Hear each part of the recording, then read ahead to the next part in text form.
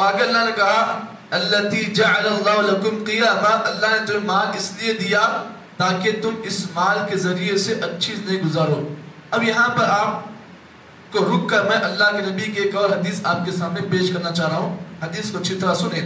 نبی اکرم صلی اللہ علیہ وسلم نے فرمایا لا تزول قدم عبد یوم القیامت عند ربی حتی یسأل عن خمس خصال۔ وہ روایت آپ جانتے ہیں، نبی اکرم صلی اللہ علیہ وسلم نے فرمایا قیامت کے دن کسی بھی انسان کا ایک قدم بھی آگے نہیں بڑھے گا جب تک کہ اللہ تعالیٰ اس سے 5 چیزوں کا سوال نہ کرے۔ 5 questions، اللہ 5 کوشچن کریں گے، اور ان 5 کوشچن کا جب تک آنسر انسان نہیں دے گا ایک قدم بھی آگے نہیں بڑھ سکتا ہے۔ اب ان کوشچنز کے آنسر کی تیاری دنیا میں ہی ہمیں کرنا چاہیے۔ کوشچنز آؤٹ ہے، سوالات آؤٹ ہو چکے ہیں، اب آپ ان سوالات کے جوابات کی تیاری دنیا میں ہی آپ کرنا چاہیے۔ پہلا سوال ہوگا انسان کی ایج کے بارے میں، ان عمرہ فیما افنا، اللہ کہیں گے بندے عمر دی تھی 60 سال 70 سال کی عمر ملی تھی، بتا عمر کہاں گزاری، کہاں عمر کو برباد کر دیا۔ یہ پہلا سوال ہوگا ہر انسان سے جسے اللہ نے عمر دی ہے۔ اب اس عمر میں مرد بھی شامل ہیں، عورتیں بھی شامل ہیں، اس عمر کے اندر نوجوان بھی شامل ہیں، اس عمر کے اندر بوڑھے لوگ بھی شامل ہیں۔ اور دوسرا سوال ہوگا اللہ تعالیٰ جوانوں سے کریں گے وعن شبابی فیما ابلا، اللہ نوجوانوں سے کہیں گے جوانوں جو اپنی جوانی پر فخر کرتے تھے، اپنی جوانی پر غرور کرتے تھے، بتاؤ جوانی کے عمر کو، جوانی کے وقت کو کہاں گزارا، کہاں خرچ کیا۔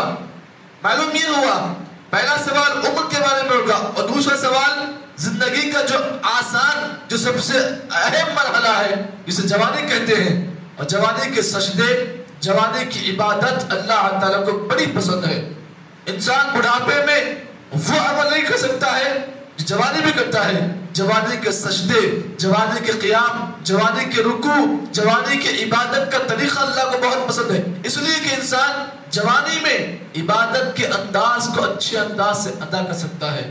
تو عن شبابی فیما ابلا، اللہ جوانوں سے سوال کرے گا بتاؤ جوانوں تمہیں جوانی کہاں خرچ کی۔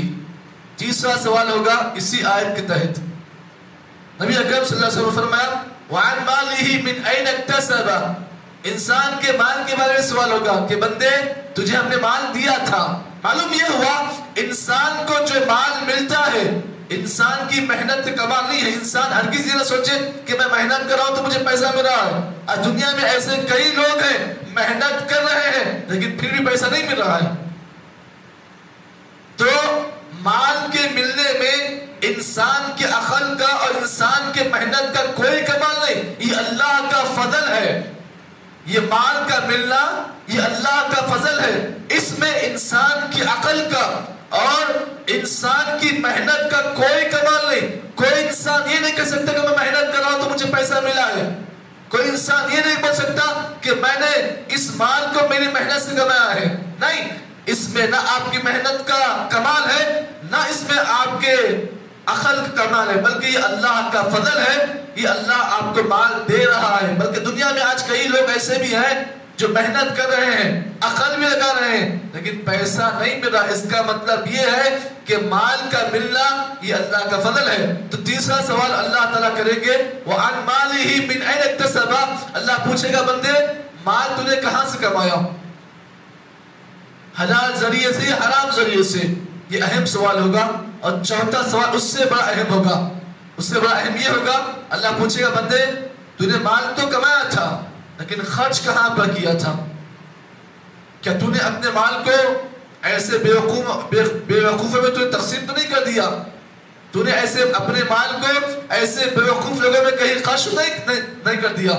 تو اللہ یہ سوال کریں گے، اسی لیے ہر انسان کو چاہیے کہ جو مال اللہ نے اسے عطا کیا ہے، انسان جتنی محنت سے کماتا ہے اتنی کفایت شعری کے ساتھ اس مال کو بھی خرچ کرے۔ ایسا نہیں کہ پیسہ آ گیا دھڑلے سے خرچ کر لیے، بعد میں جو ہے پیسہ ختم ہو گیا پھر لوگوں میں ہاتھا پھیلا رہے، فلاں سے جائے خرچ پوچھتے، فلاں سے جا کے یہ پوچھتے وہ پوچھتے۔ نہیں، جتنا مال اللہ نے آپ کو دیا ہے اس مال کو انسان اسی کے مطابق خرچ کرے جتنی اس کی ضرورت ہے.